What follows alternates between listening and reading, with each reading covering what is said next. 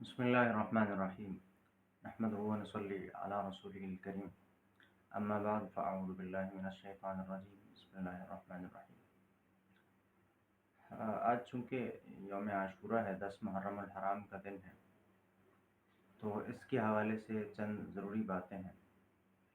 سوچا کہ آپ کے گوشت بھی گزار دوں تاکہ ہم اس کے مطابق عمل کر سکیں اور اللہ تعالی ہمیں اس کے نفع عطا فرمائے. تو سب سے پہلی بات یہ ہے کہ اللہ کے نبی صلی اللہ علیہ وسلم نے فرمایا کہ مہینے سارے اللہ تعالیٰ کے ہیں، لیکن محرم الحرام جو ہے یہ اللہ کا مہینہ ہے. اللہ ہی نے سارے مہینوں کو پیدا کیا، لیکن محرم الحرام کی نسبت جو ہے بالخصوص خاص الخاص اللہ تعالیٰ نے اپنی طرف فرمائی. اس کی کچھ وجوہات بھی ہیں اور آج کے دن کرنے کے کچھ کام بھی ہیں، تو وہ آپ کو بتائیں گے انشاءاللہ. سب سے پہلی بات یہ ہے کہ محرم الحرام 10 محرم الحرام کے دن اللہ تبارک و تعالیٰ نے بنی اسرائیل کی توبہ قبول فرمائی تھی. تو اس خوشی میں جو بنی اسرائیل ہیں، جو یہودی ہیں، وہ یوم عاشورہ کا روزہ رکھتے ہیں. تو اللہ کے نبی صلی اللہ علیہ وسلم نے ہمیں حکم دیا کہ ہم اس کے ساتھ ایک اور روزہ ملائیں تاکہ یہود کے ساتھ ہماری مشابہت نہ ہو. اگر وہ 10 کا رکھتے ہیں تو ہم ساتھ میں 9 کا ملا لیں، 9 اور 10 محرم کا روزہ رکھیں، یا پھر ہم 10 اور 11 محرم الحرام کا روزہ رکھیں.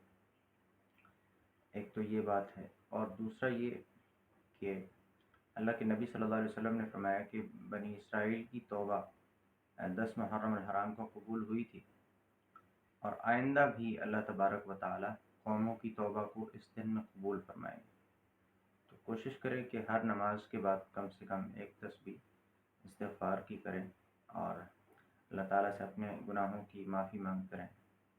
ہم سب گناہوں سے پاک کوئی بھی نہیں ہے ہم سے، تو اللہ تبارک و تعالیٰ ہمارے گناہوں کو بھی معاف فرمائیں گے انشاءاللہ. اور ایک اور کام یہ کہ اس دن میں اپنے گھر والوں پر، اپنے اہل و عیال، رشتہ داروں پر، محلے والوں پر جتنا ہو سکے اپنی وسعت سے بڑھ کر خرچ کرنا چاہیے. کھانا کھلانے میں اور ان پر خرچ کرنے میں کشادگی اور وسعت کا مظاہرہ کرنا چاہیے. اس کی برکت سے اللہ تبارک و تعالیٰ پورے سال کے رزق کا انتظام فرما دیتے ہیں. پورے سال کا رزق اس بندے کا کشادہ ہو جاتا ہے. تو یہ کچھ باتیں تھیں، ان باتوں کا خیال رکھتے ہوئے اس دن کو گزاریں. سال میں ایک ہی مرتبہ یہ دن آتا ہے.